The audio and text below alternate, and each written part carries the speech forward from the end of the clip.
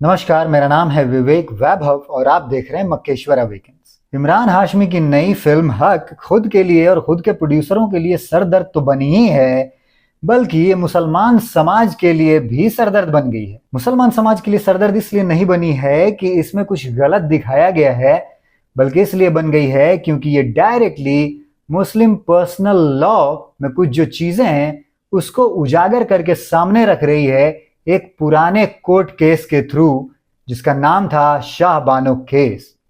और जाहिर बात है कि जब मुस्लिम समाज ने इसके खिलाफ एक्टिविज्म चालू कर दिया है, इसका विरोध चालू कर दिया है, तो इसके डायरेक्टर्स, प्रोड्यूसर्स और एक्टर्स के लिए तो समस्या खड़ी हो ही जाएगी। हम आपको बताएंगे कि एक्चुअली ये फिल्म किस पे आधारित है, उस दौरान शाह बानो केस में हुआ क्या था, सरकारों का उसमें रोल क्या था, कोर्ट का उसमें रोल क्या था, मुस्लिम पर्सनल लॉ बोर्ड के जो लोग थे और जो इसके हिमायती हैं उनका इसमें क्या कहना था, और किस तरह से इस केस के अंदर में सरकारों की मदद ले करके मुस्लिम वुमेन्स के जो राइट्स होते हैं उसको दबाने का काम किया गया था 1985-86 में। तो ये फिल्म कमोबेश उसी पे आधारित है। उसकी पूरी चर्चा हम आगे करेंगे कि किस तरह से उस केस में वो शाह बानो जो मेन कैरेक्टर थी उसने क्या कहा था, कोर्ट ने क्या जजमेंट दिया था, सरकारों ने कैसे उस जजमेंट को पलट दिया। और अब जब उस पर फिल्म आ रही है तो शाह बानो के परिवार के ही जो बेटे हैं या पोते पोतियां हैं, उन्होंने कोर्ट में ये केस फाइल कर दिया है कि भैया ये तो राइट टू प्राइवेसी का इन्वेजन है, हमसे इस बारे में पूछा नहीं गया, हमसे इस बारे में कोई सहमति नहीं ली गई, हमारा परमिशन नहीं लिया गया, और जो शाह बानो की निजी जो जीवन है उस पर इन्होंने फिल्म बना दी है, जिसको लेकर के विवाद है। और वो नहीं चाहते कि ये केस मुस्लिम समाज में वापस उठे, क्योंकि इससे मुस्लिम महिलाओं में अपने राइट्स को लेकर के वापस जागृति आने का खतरा तो है ही। और मुस्लिमों को तो सबसे बड़ा खतरा यही रहता है कहीं मुसलमान औरतों को उनके राइट्स ना पता चल जाए, जो कि कॉन्स्टिट्यूशनल राइट्स हैं। क्योंकि मुस्लिम पर्सनल लॉ के हिसाब से तो सारे लॉ जो अगर हैं मोस्टली वो मर्दों के हिसाब से बनाए हुए हैं, अगर आप देखेंगे तो। शाह बानो की फैमिली का मेकर्स पे ये आरोप है कि भैया उन्होंने जो फैक्ट्स को है वो डिस्टॉर्ट किया है, सिनेमेटिक लिबर्टी के नाम पर कुछ भी ड्रामेटाइज करके दिखा रहे हैं, और जब जनता में ये बात जाएगी तो उनको तो ये सच ही लगेगा। तो इसलिए इस फिल्म को रिलीज नहीं होना चाहिए, इसको रोक दिया जाना चाहिए। मेकर्स का कहना है कि भैया पर्सनल लाइफ से इसका कोई लेना देना ही नहीं है, क्योंकि जब पर्सनल लाइफ कोर्ट में आ गई थी तो और कोर्ट ने जो जजमेंट दिया था 1985 में, तो हमारा जो मूवी है वो उस कोर्ट केस के आधार पे है, उस जजमेंट के आधार पे कि उस जजमेंट में उस केस में क्या हुआ, और वो पब्लिक नॉलेज है, वो कोई पर्सनल लाइफ रही नहीं। उसके अलावा एक राइटर ने शाह बानो की लाइफ पे ही एक नॉवेल लिख दिया था, एक किताब लिख दी थी, भारत की बेटी करके। तो उनका ये कहना है कि हमने जो फिल्म बनाई है और जो इसके रेफरेंसेस वगैरह लिए हैं, जो डेटा लिया है, वो तो उस किताब का है। तो उस किताब के ओनर से तो हमने ले ही रखा है परमिशन, और जो नोवेलिस्ट है उन्होंने अपनी परमिशन और रजामंदी दी है कि हाँ भाई इस पे फिल्म बननी चाहिए। तो जब किताब का विरोध नहीं हुआ था उस वक्त आपने या आपकी माताजी शाह बानो ने अपनी सहमति तो जताई ही होगी ना भाई इस किताब को लिखते वक्त में। तो अब वापस से आपसे क्यों लिया जाए इस बात की सहमति और परमिशन, और ये प्राइवेसी का इन्वेजन कैसे हो गया, जबकि फिल्म जो है वो उन चीजों पे बनाई जा रही है जो कि ऑलरेडी पब्लिक डोमेन में है। किताब पब्लिक डोमेन में है, कोर्ट केस पूरा पब्लिक डोमेन में ऑलरेडी है। तो प्राइवेसी का तो कोई मैटर नहीं है, ब्रीच ऑफ प्राइवेसी का कोई मैटर ही नहीं उठता है यहाँ पे, ये मेकर्स का कहना है। खैर कोर्ट इस पे क्या फैसला देगा नहीं देगा वो तो आगे देखने वाली बात होगी, वो पता चल ही जाएगा आपको न्यूज के थ्रू। पर हम आज उस बारे में बात करेंगे कि एक्चुअली ये शाह बानो का केस था क्या, इस पे फिल्म बनाने की नौबत क्यों पड़ रही है, और क्या ये उस वक्त में कुछ ऐसा ट्रांसफॉर्मेटिव या रेवोल्यूशनरी ऐसा कोई मूव था जिससे कि पूरा जो मुस्लिम समाज है, खास करके मुस्लिम मर्दों का समाज, वो पूरा हिल गया था अंदर से और उसने बगावत कर दी थी कोर्ट के खिलाफ, इंडिया कॉन्स्टिट्यूशन के खिलाफ। और सरकार में उस वक्त राजीव गांधी की सरकार थी, अपना इन्फ्लुएंस दिखाते हुए कोर्ट के जजमेंट को ही पलटवा दिया था। तो पहले समझ लेते हैं इसके जो मुख्य किरदार हैं, वो है मोहम्मद अहमद खान और शाह बानो बेगम। दोनों हस्बैंड वाइफ थे, दोनों की शादी हुई थी 1932 में। लेकिन तकरीबन शादी के 14 सालों बाद मोहम्मद अहमद खान को एक नई लड़की पसंद आ जाती है, जवान, और उससे वो शादी कर लेता है। शाह बानो से भी उसके 5 बच्चे होते हैं, लेकिन कुछ वक्त तक वो दोनों वाइफ्स को मेंटेन करता है और दोनों के साथ रह रहा होता है। लेकिन 1978 में वो शाह बानो को कंप्लीटली तलाक दे देता है। जैसा कि आपको पता ही है, ट्रिपल तलाक उस वक्त में चलता था, अभी तो भाजपा सरकार ने इसको खत्म कर दिया है। बस तलाक तलाक तलाक बोला 3 बार और लड़की खत्म भाई, महिला वो अपने पे है, वो कहाँ जाएगी कहाँ नहीं जाएगी, कैसे जिएगी नहीं जिएगी, इसका कोई लेना देना नहीं है। कोई उसको घर प्रोवाइड नहीं करेगा, कोई उसको एलिमनी प्रोवाइड नहीं किया जाएगा, मेंटेनेंस प्रोवाइड नहीं किया जाएगा। वो अपना समझे कि वो कैसे अपना जीवन यापन या गुजारा करती है। तो मोहम्मद खान के बारे में आपको बता दूं कि ये इंदौर में उस वक्त का बड़ा लॉयर था। तो जाहिर सी बात है, वो इतने सालों से लॉयर की बीवी थी, तो उसको भी नियम कानून वगैरह तो पता ही होंगे। और छोटा मोटा लॉयर नहीं था, काफी इन्फ्लुएंशियल लॉयर था। तो 1978 में जब इसने तलाक दे दिया, तो जैसा कि मुस्लिम पर्सनल लॉ में होता है कि मुस्लिम जो पुरुष है वो सिर्फ 3 महीने तक, जिसको कि पीरियड ऑफ इद्दत बोलते हैं, इद्दत का जो वक्फा होता है वो 3 महीने 90 दिनों का होता है, तब तक ही उसको ये मेंटेनेंस देने के लिए लायबल है। और उसके बाद अगर पता चल गया कि भैया प्रेग्नेंट नहीं है, सब कुछ ठीक ठाक है, तो उसको छोड़ दिया जाता है महिला को, और मेंटेनेंस वगैरह भी कुछ नहीं दिया जाता है, जो कि सीधा सीधा अगेंस्ट में है इंडियन कॉन्स्टिट्यूशन के। लेकिन इंडियन कॉन्स्टिट्यूशन भाई मुसलमानों पर कहाँ ही लागू होता है, वो तो अपने हिसाब से ही जी रहे हैं जिंदगी मुस्लिम पर्सनल लॉ का नाम लेके। तो शाह बानो ने इसको माना नहीं। उसने क्या किया कि सिविल कोर्ट में इस बारे में केस डाल दिया कि भैया मुझे कम से कम 200 रुपया मेंटेनेंस तो मिलना ही चाहिए मेरे लिए और मेरे 5 बच्चों के लिए, नहीं तो मैं कैसे गुजारा करूंगी। तो जो सिविल कोर्ट था उसने शाह बानो के फेवर में फैसला दिया और ये कहा कि भैया जो 125 आर्टिकल है कॉन्स्टिट्यूशन का, उसके तहत आप हिंदू मुसलमान में भेद नहीं कर सकते। उसमें सीधा सीधा है कि भैया जो भी महिला है और हस्बैंड है उसका, अगर वो डिपेंडेंट है, वो खुद को मेंटेन नहीं कर सकती, उसके पास कुछ इनकम का सोर्स नहीं है, तो आपको मेंटेनेंस देना ही होगा। और इसका कोई भी डायरेक्ट कॉन्फ्लिक्ट मुस्लिम पर्सनल लॉ बोर्ड या कुरान से नहीं है। तो ऐसा करके 25 रुपए दिलवा दिए। लेकिन शाह बानो को 25 रुपए तो बहुत कम है, तो उसने फिर हाई कोर्ट में वो केस को डाला। तो हाई कोर्ट में ये फिर मुकदमा चलने लग गया। और हाई कोर्ट में शाह बानो ने ये कहा कि कम से कम 500 तो मिलना ही चाहिए। 200 वाली बात मैंने गलत कह दी थी कि 200 के लिए उसने डिमांड नहीं रखी थी, उसने 500 के लिए ही डिमांड रखी थी। 200 उसको ये देता था एम.ए. खान, और सिर्फ 3 महीने तक के लिए ही दिया उसने, जब तक वो इद्दत का पीरियड चल रहा था। उसके बाद उसने बंद कर दिया, जिसके बाद इसने केस करा और 500 की डिमांड इन्होंने रखी। तो हाई कोर्ट में ये केस चला और वहां पे मोहम्मद अहमद खान की तरफ से ये कहा गया कोर्ट में कि भाई इस्लामिक लॉ के हिसाब से हमको हर महीने मेंटेनेंस देने की कोई ऑब्लिगेशन नहीं है, हम डिवोर्स के टाइम पे एक ही मुश्त पैसा देते हैं। और इस केस में 5,400 रुपए मैंने एक मुश्त थी 1979 में शाह बानो को दे दिया है, तो इसलिए मैं फर्दर मेंटेनेंस नहीं दूंगा। लेकिन कोर्ट ने इसके अगेंस्ट में रूलिंग देते हुए शाह बानो की बात को माना और जो उनका मेंटेनेंस अमाउंट जो सिविल कोर्ट से 25 रुपया तय किया गया था उसको रिवाइज करके 179.20 179 रुपया 20 पैसे कर दिया कि भाई इतना तो आपको देना ही है, वही आर्टिकल 125 का हवाला देते हुए और ये कहते हुए कि ये कोई इंटरफेयर नहीं कर रहा किसी के फेथ में, ये तो ह्यूमन सिविल राइट्स है। बाद में ये इशू सुप्रीम कोर्ट में गया मोहम्मद खान की तरफ से कि भैया मैं मेंटेनेंस नहीं दूंगा।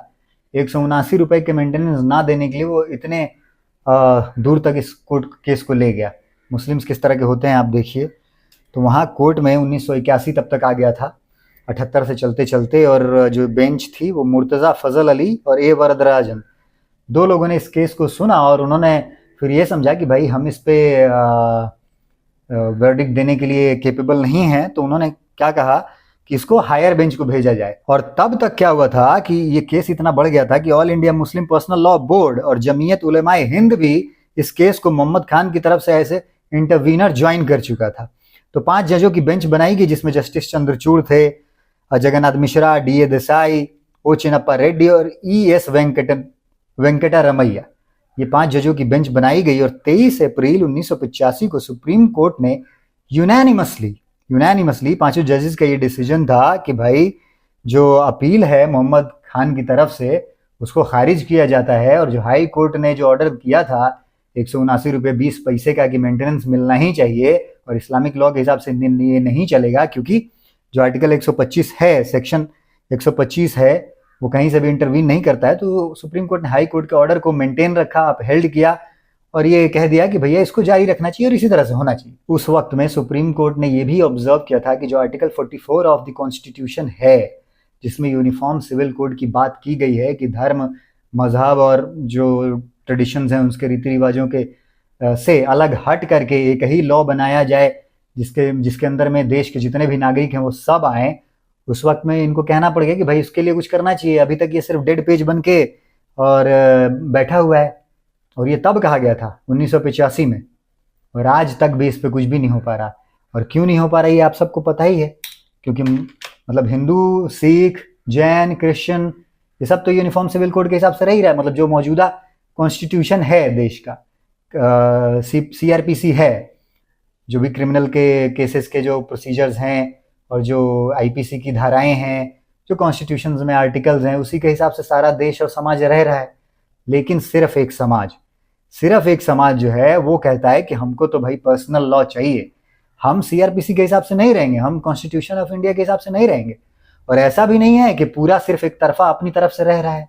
वो क्या कर रहा है कि क्रिमिनल केसेस में कॉन्स्टिट्यूशन ऑफ इंडिया के हिसाब से और IPC के हिसाब से वो धारा लगवाता है, वो मुस्लिम पर्सनल लॉ बोर्ड के लॉ के हिसाब से नहीं लगवाता कि जो पर्सनल लॉ है उसके अंदर में क्या सजाएं मुकर्रर की है रेपिस्ट की और मर्डरर्स की और चोरी की कि हाथ काट दो, वो हिसाब से नहीं जाएगा। सिर्फ शादी करने के लिए, तलाक देने के लिए, हलाला करवाने के लिए और एलिमनी मेंटेनेंस वगैरह ना देना पड़े औरतों को, इसके लिए वो पर्सनल लॉ लेकर के आ जाता है बीच में कि भैया हम तो इसी के हिसाब से चलेंगे। लेकिन चलिए, कोर्ट ने तो एक रेवोल्यूशनरी और विजनरी फैसला दिया जिसपे कि रिफॉर्म हो सके सोसाइटी के अंदर। लेकिन फिर सरकार ने क्या किया? उस वक्त में राजीव गांधी की सरकार थी जो कि प्रचंड बहुमत में थी 1986 में। 1984 में सरकार बनी थी और जैसा कि आपको पता है कि कांग्रेस को तो मेजॉरिटी वोट मुस्लिम्स का मिलता ही है। तो उस वक्त में जो मुसलमानों के लीडर थे, देखिए मुसलमान मर्द किस तरह के होते और किस तरह से औरतों को दबा के रखते हैं। और बाहर समाज में फिर ये वुमेन एम्पावरमेंट, जेंडर इक्वालिटी की बात करेंगे, मुस्लिम औरतें भी करती हैं, लेकिन सिर्फ हिंदू समाज के लिए। अपने समाज में ये कुछ नहीं कर पाते और करना चाहते भी नहीं है। तो उस वक्त में राजीव गांधी पे इन लोगों ने ये प्रेशर बनाया कि भैया इससे तो आप मुसलमान खिलाफ हो जाएंगे, आपके अगले चुनाव में आपको वोट नहीं मिलेगा, तो आप इसके लिए इसको पलट दीजिए। तो 1986 में पार्लियामेंट के अंदर एक एक्ट लाया गया, मुस्लिम विमेन एक्ट, और उस एक्ट को ला करके सुप्रीम कोर्ट का फैसला जो शाहबानों के हक में दिया गया था, जो कि फैसले के बाद एक तरह से कानून ही बन जाता, उसके रेफरेंस को लेकर के कोई भी मुस्लिम महिला एलिमनी और मेंटेनेंस डिमांड कर सकती थी, उसको पलट दिया गया। क्या कहा गया इस एक्ट में कि भैया मुस्लिम पर्सनल लॉ के हिसाब से एक जो हस्बैंड है वो लायबल नहीं होगा अंडर सेक्शन 125 अपनी वाइफ को मेंटेनेंस पे करने के लिए beyond the time limit of इद्दत। मतलब 90 दिन तक वो लायबल होगा उसको मेंटेनेंस पे करने के लिए, और उसके बाद वो लायबल नहीं होगा। ये वो एक्ट ला करके जो सुप्रीम कोर्ट ने जजमेंट दिया था उसको डाइल्यूट कर दिया। उसके बाद ये कह रहा है यही एक्ट कि उसके बाद अगर मुस्लिम महिला जो है उसके खुद को मेंटेन करने का कोई सोर्स नहीं है तो इसकी जिम्मेदारी उसके रिलेटिव्स पे होगी, और अगर रिलेटिव्स नहीं है तो वक्फ बोर्ड पे होगी। अच्छा, तो भैया 62 साल की महिला का कौन सा रिलेटिव होता है? जो क्या उसके माँ बाप जिंदा होते हैं, उसके भाई जिंदा होते हैं, या वो इस स्थिति में होते हैं कि उसकी देखभाल रखवाली कर सकेंगे?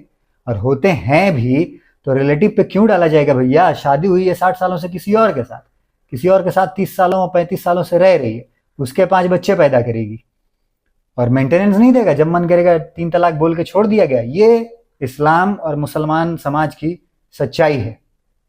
आपको देखना चाहिए, समझना चाहिए। बहुत जो लोग जिनको पता नहीं होता वो इस्लाम के बारे में और मुसलमानों के बारे में बड़ी बड़ी राय रखते हैं बिना जाने हुए। तो ये चीजें आपको पढ़नी चाहिए, देखनी चाहिए और फिर अपनी राय बनानी चाहिए। हालांकि बाद में 2001 में फिर से इस जो केस था इसको चैलेंज किया गया, जो केस नहीं एक्ट को, जो राजीव गांधी की सरकार ने एक्ट बना दिया था उसको 2001 में वापस से चैलेंज किया गया शाहबानो के लॉयर के द्वारा ही, जिसका नाम था डैनियल लतीफी। उस केस का नाम था Daniel Latifi versus Union of India. मतलब सरकार के खिलाफ उसने केस डाला था कि आप ऐसा मुस्लिम वुमेन एक्ट, ऐसा एक्ट कैसे ला सकते हो।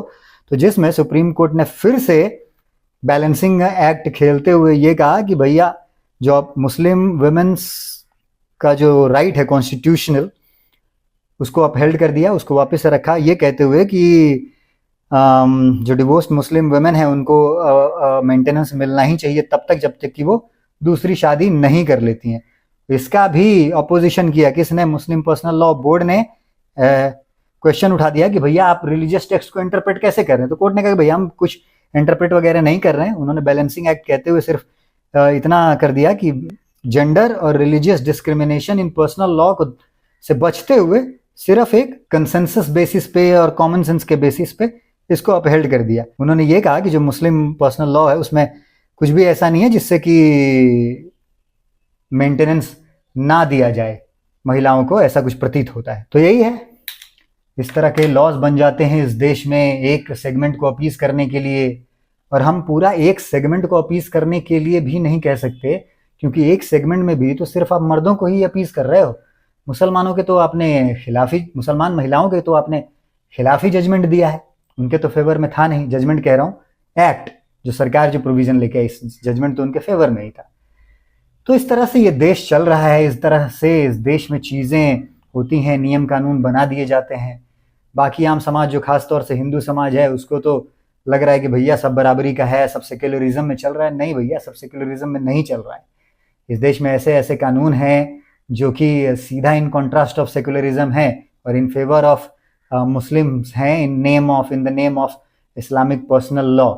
लेकिन लोग ना पढ़ते हैं, ना लिखते हैं, ना जानते हैं, ना इतनी चीज़ें वो समझ पाते हैं। और जब भी इस तरह के कोई मुद्दे समाज में उठाता है, चाहे आर्टिकल के थ्रू, पेपर के थ्रू, या आप यूँ कहें कि मूवी के थ्रू, तो ये समाज बहुत मुखर होकर के और रास्ते पे उतर करके उसका विरोध करता है, इसलिए ताकि ये बात कहीं तक पहुंचे ही ना, दूसरों तक पहुंचे ही ना, रूल ना बन जाए, ताकि उनकी मुस्लिम मर्दों की अथॉरिटी बनी रहे। और इसी तरह से जो मुस्लिम महिलाएं हैं उनका दोहन किया जाता रहे इस्लाम के नाम पर, रिलीजन के नाम पर।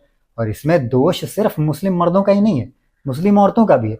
उनको भी तो नहीं पता कि उनको कैसे जीना चाहिए, क्या जीना चाहिए, और वो जान भी नहीं पाएंगी, क्योंकि भाई जब तुम मुसलमान के घर में ही पैदा हो रहे हो तो तुम्हारी सारी ट्रेनिंग जो है वो तो इस्लाम के हिसाब से ही हो रही है। तुमको बचपन से ही सिखाया ही जाता है कि इस्लाम में ये लिखा औरतों के लिए, ये लिखा मर्दों के लिए।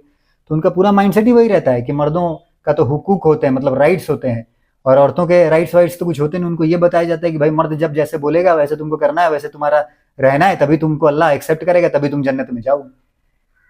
किस तरह की चीजें हैं। देखिए, इमरान हाशमी से जब इस बारे में पूछा गया कि भैया ये तो मुस्लिमों के खिलाफ हो जाएगा, ऐसा हो जाएगा, वैसा हो जाएगा, बहुत बड़ी कंट्रोवर्सी थी। इमरान हाशमी ने कहा कि भैया एज ए मॉडरेट मुस्लिम मैं इस बात को बिल्कुल रखना चाहता हूँ, और मुझे इसमें कुछ गलत नहीं लगता कि उसमें उसको मेंटेनेंस मिलना चाहिए डिवोर्स के बाद भी। तो उन्होंने तो ये कह दिया कि चलो भाई, एज ए मॉडरेट मुस्लिम ऐसा मैं सोचता हूँ और समाज तक ये बात पहुंचाना चाहता हूँ और ये बात कहना चाहता हूँ। लेकिन इस देश में मॉडरेट हैं कितने? और इस्लाम की अगर आपने पढ़ाई की है और अगर उसमें आपका बिलीफ है तो आप मॉडरेट रह ही नहीं जाओगे। इस्लाम को मानने के लिए कट्टर होना बहुत जरूरी है, तभी तो आप किसी को काफिर मान पाओगे, तभी तो आप धरती चपटी मान पाओगे। तब चलिए, इमरान हाशमी अपने को मॉडरेट कह रहे हैं और इस तरह के सब्जेक्ट का सपोर्ट कर रहे हैं तो बहुत अच्छी बात है।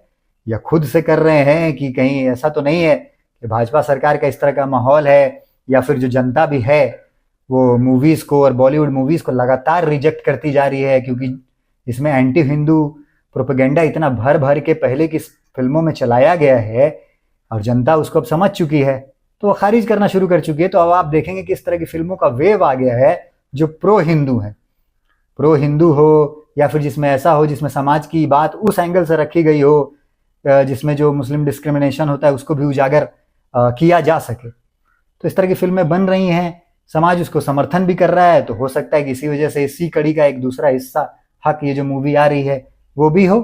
अब इस पे क्या होता है, क्या नहीं होता है, कितने विवादों में घिरेगी, पर आपका क्या राय है? ये जो शाहबानो का केस था कि उसमें कौन सही था, कौन गलत था, देश के अंदर, समाज के अंदर किस तरह के विचार होने चाहिए और किस तरह के विचारों को फलने फूलने देना चाहिए और किस तरह के विचारों को कुचल देना चाहिए, ये सारे राय आप बनाइए और कमेंट करके हमको बताइए। ये वीडियो अगर आपको अच्छा लगा हो तो इसको लाइक करें, चैनल को सब्सक्राइब करें। अगर ये बात आपको लगता है किसी तक पहुंचनी चाहिए तो उस तक शेयर भी करें। ये वीडियो अंत तक देखने के लिए बहुत बहुत धन्यवाद। मिलते हैं इसी तरह की किसी नेक्स्ट इन्फॉर्मेटिव वीडियो में, तब तक के लिए नमस्कार।